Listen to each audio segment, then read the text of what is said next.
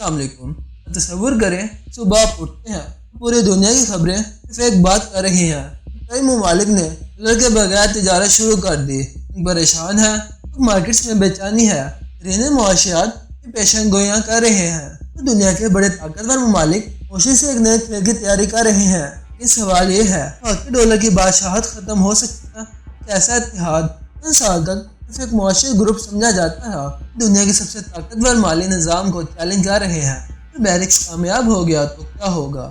دنیا کا مالی نقشہ بدل جائے گا، تیل ڈالر کی بجائے پیور کرنسی میں بکنا شروع ہو جائے گا، امریکہ کی طاقت متاثر ہو سکتی ہے، پھر یہ سب ایک خواب ہے، حقیقت بھی نہیں بن سکے گا۔ جب ہم جانیں گے کہ بیرکس کیا ہے، یہ اس پہ اتنی توجہ کیوں دے رہی ہے، بیرکس ڈالر کو چیلنج کر سکتا ہے، اگر ایسا ہوا تو دنیا میں کیا تبدیلیاں آئیں گی؟ یقین مانیں جو کہ آخری حصے میں جو حقیقت سامنے آئے گی شاید آپ کی سوچ بدل دے۔ اس سے پہلے سمجھنا ضروری ہے بیرکس آخر ہے کیا۔ بیرکس دراصل 5 بڑے ممالک کے اتحاد کے طور پر شروع ہوا تھا: برازیل، رشیا، انڈیا، چائنا اور ساؤتھ افریقہ۔ میں اس گروپ میں مزید ممالک شامل ہونے لگے، دنیا کی نظریں اس اتحاد کو ہونا شروع ہو گئیں کہ یہ صرف ایک سیاسی گروپ نہیں، یہ دنیا کی بڑی آبادی کی معیشت بڑے وسائل رکھنے والے ممالک کا اتحاد ہے۔ بیرکس ممالک دنیا کی آبادی کا بہت بڑا حصہ رکھتے ہیں، عالمی تجارت میں بھی ان کا کردار مسلسل بڑھ رہا ہے، اس لیے بہت سے لوگ پوچھتے ہیں کہ یہ اتحاد مستقبل میں اپنے مالی نظام کو بدل سکتا ہے۔ اگلا سوال، اگر ڈالر بیرکس کو چیلنج کرنا چاہتا ہے، پہلے یہ سمجھنا ضروری ہے ڈالر اتنا طاقتور کیوں ہے۔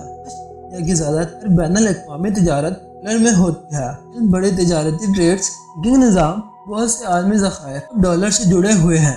دنیا کے مالی شاہراہوں میں ڈالر ایک مرکزی کردار ادا کرتا ہے، یہی وجہ ہے کہ کئی دہائیوں سے ڈالر اپنی معیشت کا بادشاہ سمجھا جاتا ہے۔ سوال یہ ہے کہ اگر ڈالر اتنا کامیاب ہے، بیرکس چیلنج کیوں کرنا چاہتا ہے؟ وجہ سادہ ہے، ممالک سمجھتے ہیں کہ جب پوری دنیا کی کرنسی پر انحصار کرتی ہے، طاقت بھی ایک ہی مرکز میں جمع ہو جاتی ہے۔